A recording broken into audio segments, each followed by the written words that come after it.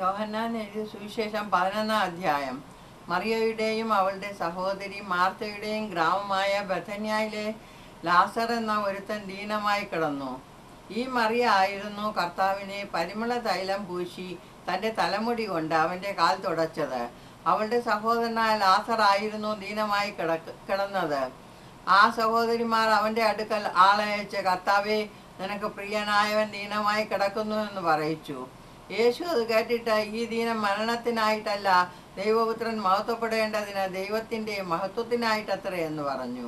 യേശു മാർത്തയെയും അവളുടെ സഹോദരിയെയും ലാസറിനെയും സ്നേഹിച്ചു. എന്നിട്ടും അവൻ ദീനമായി കിടക്കുന്നു എന്ന് കേട്ടാറെ താൻ അന്ന് ഇരുന്ന സ്ഥലത്ത് 2 ദിവസം പാർത്തു. അതിൻ്റെ ശേഷം അവൻ ശിഷ്യന്മാരോട്, നാം വീണ്ടും യഹൂദിയയിലേക്ക് പോക എന്ന് പറഞ്ഞു. ശിഷ്യന്മാർ അവനോട്, റബ്ബി, യഹൂദന്മാർ ഇപ്പോൾ തന്നെ നിന്നെ കല്ലെറിയുവാൻ ഭാവിച്ചുവല്ലോ, നീ പിന്നെയും അവിടെ പോകുന്നുവോ എന്ന് ചോദിച്ചു. അതിന് യേശു, പകലിന് 12 മണി നേരം ഇല്ലയോ? പകൽ സമയത്ത് നടക്കുന്നവൻ ഈ ലോകത്തിൻ്റെ വെളിച്ചം കാണുന്നതുകൊണ്ട് ഇടറുന്നില്ല. രാത്രിയിൽ നടക്കുന്നവനോ അവനെ വെളിച്ചമില്ലായകൊണ്ട് ഇടറുന്നു എന്ന് ഉത്തരം പറഞ്ഞു. ഇത് പറഞ്ഞിട്ട് അവൻ, നമ്മുടെ സ്നേഹിതനായ ലാസർ നിദ്ര കൊള്ളുന്നു, എങ്കിലും ഞാൻ അവനെ ഉണർത്തുവാൻ പോകുന്നുവെന്ന് അവരോട് പറഞ്ഞു. ശിഷ്യന്മാർ അവനോട്, കർത്താവേ, അവൻ നിദ്ര കൊള്ളുന്നു എങ്കിൽ അവന് സൗഖ്യം വരുമെന്ന് പറഞ്ഞു. യേശു അവൻ്റെ മരണത്തെക്കുറിച്ചായിരുന്നു പറഞ്ഞത്. ഉറക്കമെന്ന നിദ്രയെക്കുറിച്ച് പറഞ്ഞു എന്ന് അവർക്ക് തോന്നിപ്പോയി. അപ്പോൾ യേശു സ്പഷ്ടമായി അവരോട്, ലാസർ മരിച്ചുപോയി. ഞാൻ അവിടെ ഇല്ലാഞ്ഞതുകൊണ്ട് നിങ്ങളെ വിചാരിച്ച് സന്തോഷിക്കുന്നു. നിങ്ങൾ വിശ്വസിപ്പാൻ ഇടയാകുമല്ലോ. എന്നാൽ നാം അവൻ്റെ അടുക്കൽ പോക എന്ന് പറഞ്ഞു. ദിദിമോസ് എന്ന പേരുള്ള തോമാസ് സഹശിഷ്യന്മാരോട്, അവനോടുകൂടെ മരിക്കേണ്ടതിന് നാമും പോക എന്ന് പറഞ്ഞു. യേശു അവിടെ എത്തിയപ്പോൾ അവനെ കല്ലറയിൽ വെച്ചിട്ട് 4 ദിവസമായി എന്ന് അറിഞ്ഞു. ബഥന്യ യെരുശലേമിനരികെ ഏകദേശം 2 നാഴിക ദൂരത്തായിരുന്നു. മാർത്തയെയും മറിയയെയും സഹോദരനെ കുറിച്ച് ആശ്വസിപ്പിക്കേണ്ടതിന് പല യഹൂദന്മാരും അവരുടെ അടുക്കൽ വന്നിരുന്നു. യേശു വരുന്നുവെന്ന് കേട്ടിട്ട് മാർത്ത അവനെ എതിരേൽപ്പാൻ ചെന്നു. മറിയയോ വീട്ടിലിരുന്നു. മാർത്ത യേശുവിനോട്, കർത്താവേ, നീ ഇവിടെ ഉണ്ടായിരുന്നുവെങ്കിൽ എൻ്റെ സഹോദരൻ മരിക്കയില്ലായിരുന്നു. ഇപ്പോഴും നീ ദൈവത്തോടെ എന്ത് അപേക്ഷിച്ചാലും ദൈവം നിനക്ക് തരുമെന്ന് ഞാൻ അറിയുന്നു എന്ന് പറഞ്ഞു. യേശു അവളോട്, നിന്റെ സഹോദരൻ ഉയർത്തെഴുന്നേൽക്കുമെന്ന് പറഞ്ഞു. മാർത്ത അവനോട്, ഒടുക്കത്തെ നാളിലെ പുനരുത്ഥാനത്തിൽ അവൻ ഉയർത്തെഴുന്നേൽക്കുമെന്ന് ഞാൻ അറിയുന്നു എന്ന് പറഞ്ഞു. യേശു അവളോട്, ഞാൻ തന്നെ പുനരുത്ഥാനവും ജീവനും ആകുന്നു. എന്നിൽ വിശ്വസിക്കുന്നവൻ മരിച്ചാലും ജീവിക്കും. ജീവിച്ചിരുന്ന എന്നിൽ വിശ്വസിക്കുന്നവൻ ആരും ഒരു നാളും മരിക്കയില്ല. ഇത് നീ വിശ്വസിക്കുന്നു എന്ന് പറഞ്ഞു.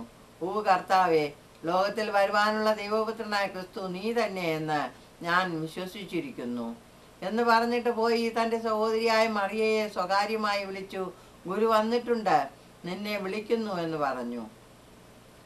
അവൾ കേട്ട ഉടനെ എഴുന്നേറ്റു അവൻ്റെ അടുക്കൽ വന്നു.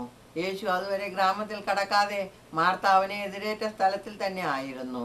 വീട്ടിൽ അവളോടുകൂടെ ഇരുന്ന് അവളെ ആശ്വസിപ്പിക്കുന്ന യഹൂദന്മാർ മറിയ വേഗം എഴുന്നേറ്റ് പോകുന്നത് കണ്ടിട്ട് അവൾ കല്ലറയ്ക്കൽ കരവാൻ പോകുന്നു എന്ന് വിചാരിച്ച് പിൻചെന്നു.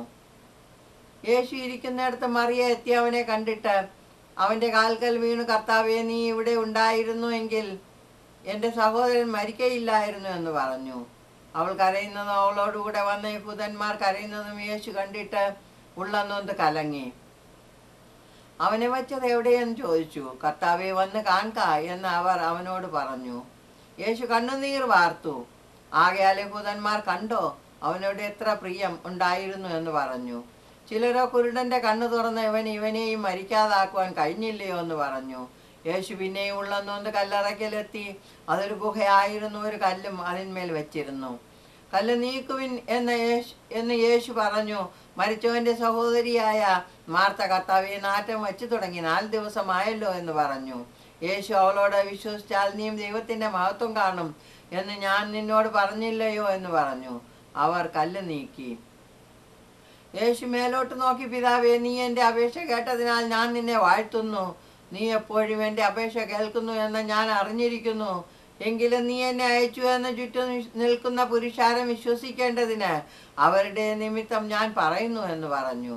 ഇങ്ങനെ പറഞ്ഞിട്ട് അവൻ ലാസറെ പുറത്തു വരിക എന്ന് ഉറക്കെ വിളിച്ചു. മരിച്ചവൻ പുറത്തു വന്നു. അവൻ്റെ കാലും കൈയും ശീല കൊണ്ട് കെട്ടിയും മുഖം റൂമാൽ കൊണ്ട് മൂടിയും ഇരുന്നു. അവൻ്റെ കെട്ട് അഴിപ്പിൻ, അവൻ പോകട്ടെ എന്ന് യേശു അവരോട് പറഞ്ഞു. മറിയയുടെ അടുക്കൽ വന്ന യഹൂദന്മാരിൽ പലരും അവൻ ചെയ്തത് കണ്ടിട്ട് അവനിൽ വിശ്വസിച്ചു. എന്നാൽ ചിലർ പരീശന്മാരുടെ അടുക്കൽ പോയി യേശു ചെയ്തത് അവരോട് അറിയിച്ചു. മഹാപുരോഹിതന്മാരും പരീശന്മാരും സംഘം കൂടി, നാം എന്തു ചെയ്യേണ്ടു? ഈ മനുഷ്യൻ വളരെ അടയാളങ്ങൾ ചെയ്യുന്നുവല്ലോ. അവനെ ഇങ്ങനെ വിട്ടേച്ചാൽ എല്ലാവരും അവനിൽ വിശ്വസിക്കും. റോമാക്കാരും വന്ന് നമ്മുടെ സ്ഥലത്തെയും ജനത്തെയും എടുത്തു കളയുമെന്ന് പറഞ്ഞു. അവരിൽ ഒരുത്തൻ ആ സംവത്സരത്തെ മഹാപുരോഹിതനായ കയഫാവ് തന്നെ അവരോട്, നിങ്ങൾ ഒന്നും അറിയുന്നില്ല, ജനം മുഴുവനും നശിച്ചു പോകാതെ വണ്ണം ഒരു മനുഷ്യൻ ജാതിക്ക് വേണ്ടി മരിക്കുന്നത് നന്ന് ഓർക്കുന്നതുമില്ല എന്ന് പറഞ്ഞു. അവനിത് സ്വയമായി പറഞ്ഞതല്ല, താൻ ആ സംവത്സരത്തെ മഹാപുരോഹിതനാകയാൽ ജനത്തിന് വേണ്ടി യേശു മരിപ്പാൻ ഇരിക്കുന്നുവെന്ന് പ്രവചിച്ചതത്രേ. ചിതറിയിരിക്കുന്ന ദൈവമക്കളെ ഒന്നായിട്ട് ചേർക്കേണ്ടതിനും തന്നെ. അന്നു മുതൽ അവർ അവനെ കൊല്ലുവാൻ ആലോചിച്ചു. അതുകൊണ്ട് യേശു യഹൂദന്മാരുടെ ഇടയിൽ പിന്നെ പരസ്യമായി നടക്കാതെ അവിടം വിട്ട് മരുഭൂമിക്കരികെ എഫ്രൈം എന്ന പട്ടണത്തിലേക്ക് വാങ്ങി ശിഷ്യന്മാരുമായി അവിടെ പാർത്തു. യഹൂദന്മാരുടെ പെസഹ അടുത്തിരിക്കയാൽ പലരും തങ്ങൾക്ക് ശുദ്ധി വരുത്തുവാൻ പെസഹയ്ക്ക് മുമ്പേ നാട്ടിൽ നിന്ന് യെരുശലേമിലേക്ക് പോയി. അവർ യേശുവിനെ അന്വേഷിച്ചു. ദേവാലയത്തിൽ നിന്നുകൊണ്ട്, എന്തു തോന്നുന്നു, അവൻ പെരുന്നാൾക്ക് വരികയില്ലയോ എന്ന് തമ്മിൽ പറഞ്ഞു. എന്നാൽ മഹാപുരോഹിതന്മാരും പരീശന്മാരും അവനെ പിടിക്കണമെന്ന് വെച്ച് അവൻ ഇരിക്കുന്ന ഇടം ആരെങ്കിലും അറിഞ്ഞാൽ അറിവ് തരണമെന്ന് കൽപ്പന കൊടുത്തിരുന്നു.